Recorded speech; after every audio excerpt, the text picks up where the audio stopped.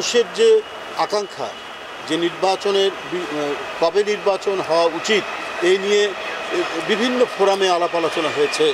দেশের অধিকাংশ মানুষ যে প্রত্যাশা করে যে আকাঙ্ক্ষা ধারণ করে সেই আকাঙ্ক্ষারই প্রতিফলন ঘটবে নির্বাচনের তারিখ নির্ধারণের ক্ষেত্রে এবং নির্বাচনের ঘোষণার মধ্যে দিয়ে।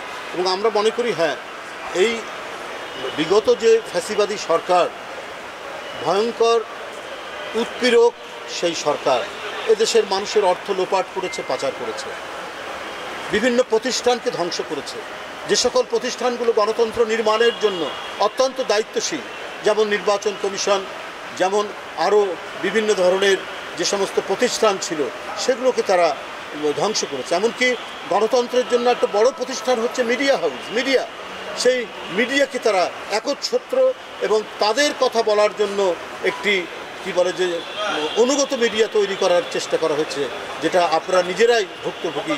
আপনারা নানা সময়ে সত্য কথা বলার জন্য নিপীড়িত হয়েছেন, নির্যাতিত হয়েছেন।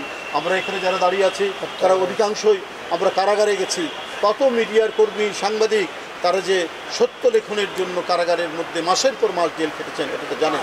তো এগুলো প্রতিষ্ঠান তারা ভেঙে ফেলেছিল যাতে মানে প্রকৃত গণতন্ত্র না আসে, ফ্যাসিবাদের এক দুর্বিষহ এবং হিংস্র রূপ যাতে সবসময় থাকে, মানুষ যাতে শেখ হাসিনা এবং তার দলকে ভয় করে সেই রকম একটি কালচার, সংস্কৃতি তিনি নির্মাণ করেছেন।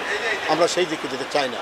তো আমরা মনে করি আমাদের এখনও জনগণের আস্থা আছে, সবারই আস্থা আছে মানুষের কল্যাণে এবং গণতন্ত্রের স্বার্থে ডক্টর ইউনূস সাহেব তিনি কাজ করবেন, অন্তর্বর্তীকালীন সরকার সেটি কাজ করবেন এবং যতটা সম্ভব যে নির্ধারিত সময়ের কথা বলেছি তার মধ্যে তিনি অবাধ সুষ্ঠু নির্বাচন দিয়ে যে জনপ্রতিনিধিরা যারা জনগণের কাছে জবাবদিহি করবে সেই ধরনের ব্যবস্থা তিনি করে যাবেন।